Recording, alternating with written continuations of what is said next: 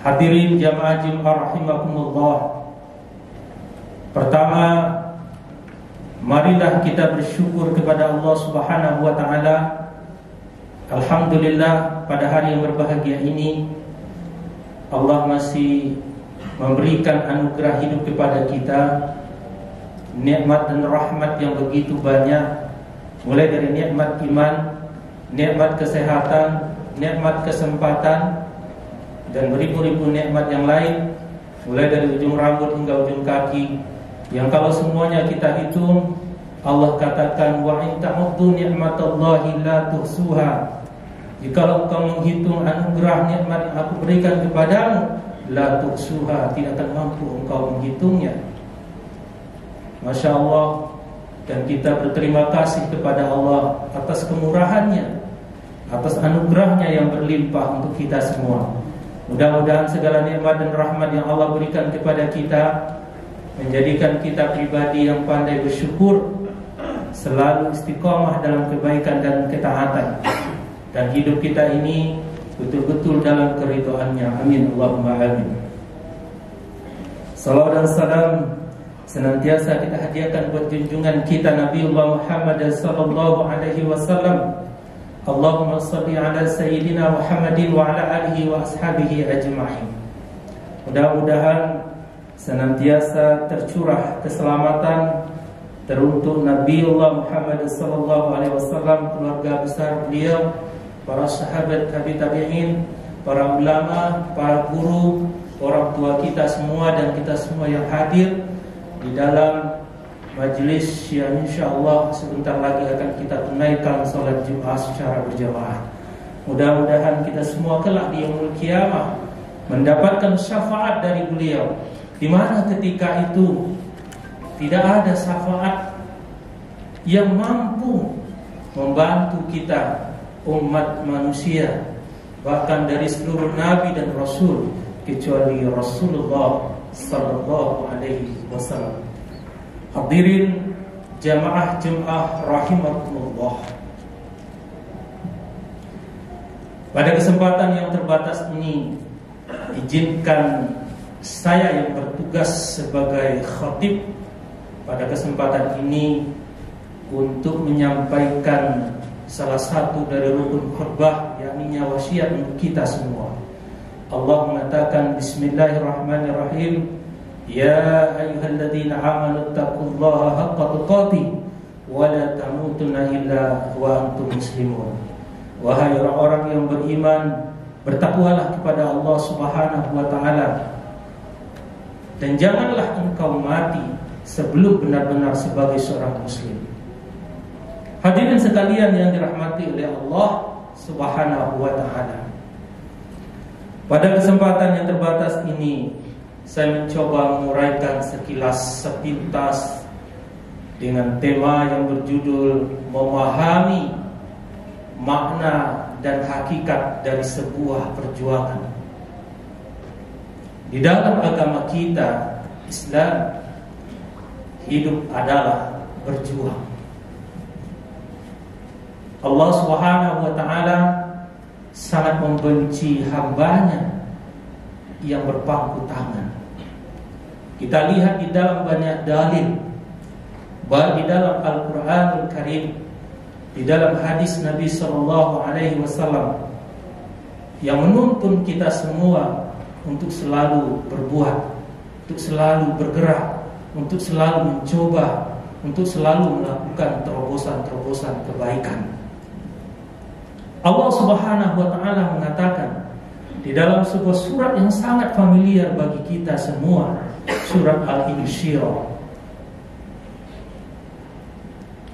Di dalam surat itu Allah Subhanahu wa taala mengatakan fa inna ma'al usri yusra, inna ma'al usri yusra, fa idza faragta fansab. Apabila engkau telah menunaikan, menyelesaikan satu pekerjaan, maka segera kerjakan yang lain. Tidak ada di sana kalimat untuk beristirahat, kalimat untuk berdiam diri dulu. Begitu pula setelah kita menunaikan ibadah solat Jumat ini, Di dalam Al-Quran surat Al-Jumu'ah Allah Subhanahu wa ta'ala mengatakan, Bismillahirrahmanirrahim, Fa'idha qudiyatis shalah fantashiru fil ardh. Apabila engkau telah menunaikan sholat, fantashiru fil ardh, bertebaranlah di muka bumi Allah. Keluarlah dari masjid. Kalau sholatnya di rumah, keluarlah dari rumah. Bergeraklah, lakukanlah apa yang akan kita lakukan. Wabtagu min fadlillah, carilah nikmat Allah sebanyak-banyaknya. Wazkurullaha katsira, dan berzikirlah sebanyak-banyaknya. La'allakum tuflihun, agar engkau menjadi pribadi yang beruntung. Maka seorang muslim itu dituntun untuk selalu berbuat, untuk selalu melakukan kebaikan, untuk selalu memberikan terobosan, kontribusi untuk kebaikan umat dan bangsa yang kita cintai ini. Di dalam hadis Rasulullah SAW juga mengatakan, hadirin sekalian, apa kata Nabi? Qala Nabi SAW, yadul ulya khairum min yadis sufla. Tangan yang di atas jauh lebih baik daripada tangan yang di bawah. Maknanya adalah orang yang memberi itu derajatnya jauh lebih baik dibanding orang yang menerima. Orang yang memberi tentu orang yang punya, memberi dengan ilmunya, memberi dengan hartanya, memberi mungkin dengan tenaganya, memberi dengan idenya. Dengan demikian bermanfaat bagi banyak orang. Maka dari dalil-dalil tadi dapatlah kita menarik sebuah kesimpulan bahwa Allah Subhanahu wa ta'ala menganjurkan kita untuk selalu berjuang. Bahwa hidup adalah berjuang. Apa yang kita perjuangkan?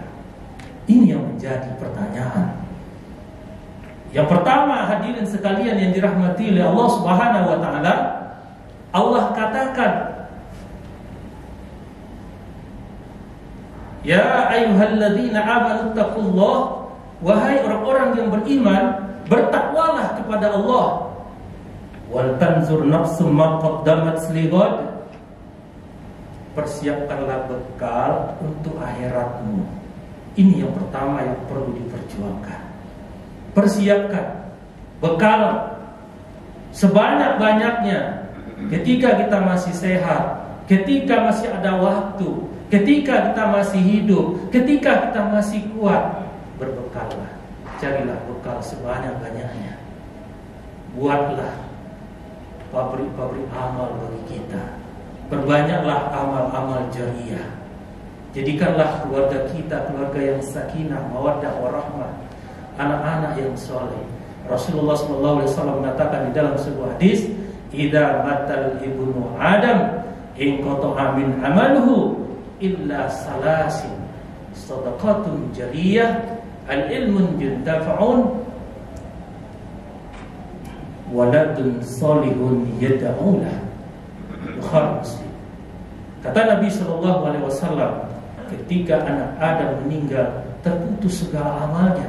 Karena memang dia sudah meninggal, tidak bisa lagi sholat, tidak bisa lagi bersedekah, tidak bisa lagi baca Quran, tidak bisa lagi tahajud.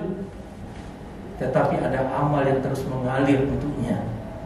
Ini bekal yang akan tidak ada putus-putusnya untuknya. Yang pertama, amal jariyah, harta yang pernah dia sedekahkan, tanah yang pernah dia wakafkan, Quran yang pernah dia wakafkan, anak yatim yang pernah dia bantu, anak-anak miskin, fakir, anak-anak duafa yang pernah dia beri beasiswa yang dia sekolahkan. Yang kedua adalah ilmu yang bermanfaat, ilmu yang pernah diajarkan. Walaupun itu hanya satu ayat, walaupun itu hanya mungkin sekilas tidak begitu bermanfaat bagi orang, kelihatannya tidaklah begitu besar, tetapi ketika ilmu itu dimanfaatkan oleh orang yang menerima, maka akan terus mengalirkan pahala. Dan yang ketiga adalah waladun solihun yad'ulah. Tidak semua doa anak itu diijabah oleh Allah. Hanya doa anak yang soleh, yang doanya diterima oleh Allah. Maka bertugaslah kita sebagai orang tua mempersiapkan anak-anak kita menjadi anak-anak yang soleh. Kalaulah ada 3 anak kita, maka pastikanlah satu saja menjadi anak yang soleh. Kalaulah ada 5 anak kita, maka pastikanlah 1 saja menjadi anak yang soleh, anak yang taat, anak yang bagus agamanya. Karena anak itulah yang akan memberikan kemanfaatan bagi kita kelak di yaumul qiyamah. Hadirin sekalian yang dirahmati oleh Allah Subhanahu wa taala, apa yang kita perjuangkan? 1, bekal untuk kita sendiri. Kita jangan tertipu oleh usia.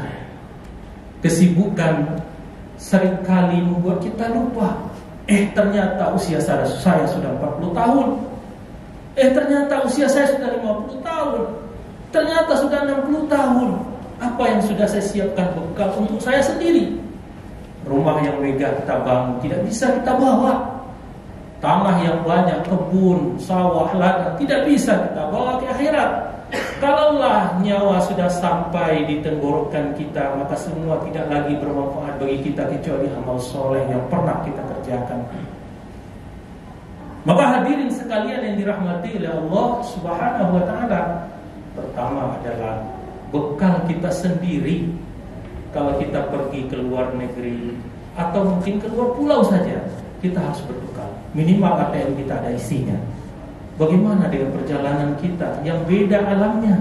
Tidak hanya lagi lintas negara, tidak lagi lintas benua, tapi lintas alam. Sudah beda alamnya, maka sudah barang pasti bekal kita harus banyak. Bekal kita harus banyak. Kalau kita lihat para sahabat hadirin sekalian yang dirahmati oleh Allah Subhanahu wa taala, orang-orang, para ulama, orang-orang soleh, bagaimana mereka mempersiapkan dirinya luar biasa. Mereka sedikit makan, tapi banyak amalnya. Mereka sedikit tidur, banyak amalnya. Dan kita kadangkala kebalikan dari mereka. Nah, oleh karena itu, selagi kita masih sehat, selagi kita masih bisa, persiapkan bekal kita. Yang kedua adalah apa yang kita perjuangkan. Allah Subhanahu wa taala mengatakan, ya ayyuhalladzina amanu in tansurullah yansurkum wa yusabbit aqdamakum. Ini yang kedua yang kita perjuangkan. Wahai orang-orang yang beriman, kata Allah Subhanahu wa taala, belalah agamamu, tolonglah agamamu, perjuangkanlah agamamu lewat lisanmu, lewat tanganmu, lewat kekuasaanmu, lewat ilmumu, lewat energimu, tenagamu, lewat hartamu. Bagaimana caranya? Kalau kita punya kekuasaan, maka kekuasaan kita dalam rangka menegakkan syariat Allah, dalam rangka membela agama Allah, dalam rangka mengajak orang lain, ta'muruna bil ma'ruf wa tanhauna 'anil munkar. Perbanyaklah jamaah-jamaah pengajian. Ajaklah saudara-saudara kita, ajaklah anggota-anggota kita untuk taat beribadah, minimal untuk sholatnya sholat 5 waktu. Hadirin sekalian yang dirahmati oleh Allah Subhanahu wa ta'ala, oleh karena itu dari sekarang kita harus memahami bahwa semua yang kita kerjakan mestilah bernilai ibadah. Sangatlah rugi kita kalau kita bekerja yang itu tidak bisa kita bawa untuk akhirat kita. Nah, agar perjuangan kita itu bernilai ibadah, agar kerja-kerja kita itu bernilai pahala, setidaknya ada 2 hal yang tidak boleh kita lupakan. Yang pertama adalah lakukanlah karena Allah. Niatkan lillah, billah, fillah. Lakukanlah karena Allah. Setidaknya ada 4 rambu-rambu seorang muslim dalam hidup ini. Yang pertama, Allah menjadi tujuan hidupnya. Allah goyatuna. Yang kedua, Rasul sebagai pedoman, sebagai uswah bagi dia. Rasulullah qudwatuna. Rasul sebagai contoh, sebagai suri teladan, sebagai uswah dalam berbagai lini kehidupan kita ini. Mulai dari bagaimana Rasulullah berumah tangga, Rasulullah bergaul, bermasyarakat, bagaimana Rasulullah makan, Rasulullah tidur, Rasulullah menjaga wudhunya dan segala macam. Beliaulah yang kita contoh. Dan yang ketiga adalah Al-Quran dusturuna. Al-Quran menjadi pedoman. Yang jadi pertanyaan adalah, seberapa dekatkah kita dengan Al-Quran? Jangan sampai kedekatan kita dengan Al-Quran ternyata dikalahkan oleh kedekatan kita dengan handphone kita. Minimal sama banyaklah, seimbanglah. Setidaknya dalam sehari itu adalah ayat-ayat Allah yang kita baca. Allah, Rasulullah SAW mengatakan di dalam hadisnya, Iqra'ul Quran, innal Quran ya'ti yaumal qiyamah syafi'an li ashabi. Bacalah Al-Quran, karena setiap huruf dari Al-Quran yang engkau baca itu akan datang kelak di yaumul qiyamah memberikan syafaat, memberikan pertolongan. Mudah-mudahan dalam sehari kita bisa baca 5 lembar. Kalau tidak bisa 5 halaman. Kalau juga tidak bisa 1 halaman. Kalau juga tidak bisa 5 ayat. Kalau juga tidak bisa 1 ayat. Kalau juga tidak bisa, perbanyaklah beristighfar kepada Allah Subhanahu wa ta'ala. Dan yang keempat adalah al-mauta fi sabilillah asla amanina. Kita sebagai seorang muslim hendaknya selalu berdoa kepada Allah agar akhir dari hayat kita adalah husnul khotimah. Akhir dari hidup kita ini adalah akhir yang baik, karena akhir menentukan keadaan kita di akhirat.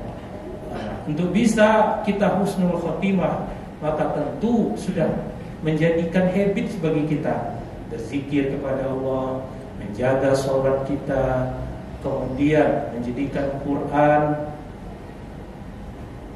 bagian dari hidup kita ini, dari jiwa kita ini, yang selalu kita baca, yang selalu kita hafal. Oleh karena itu, hadirin sekalian yang dirahmati oleh Allah Subhanahu wa ta'ala, mudah-mudahan kita semua menjadi pribadi yang selamat di dunia dan selamat di akhirat. Jangan sampai kita kelak menjadi orang yang rugi, menjadi orang yang menyesal di akhir hidup kita. Ternyata selama ini yang kita perjuangkan tidak memberikan kemanfaatan yang banyak untuk akhirat kita. Di dunia ini paling lama umur 60 tahun, 70 tahun. 70 tahun berarti bonusnya 7 tahun. Karena standar umat dari manusia itu adalah umur nabinya. Nabi kita umurnya cuma 63 tahun. Sementara di akhirat tidak ada batasan waktu. Tidak ada setahun, 10 tahun, 100 tahun, 1 abad. Tidak ada waktu, abadi, kekal. Maka waktu yang pendek ini haruslah kita isi dengan maksimal, mempersiapkan bekal sebanyak-banyaknya, dan kita pastikan bernilai ketaatan.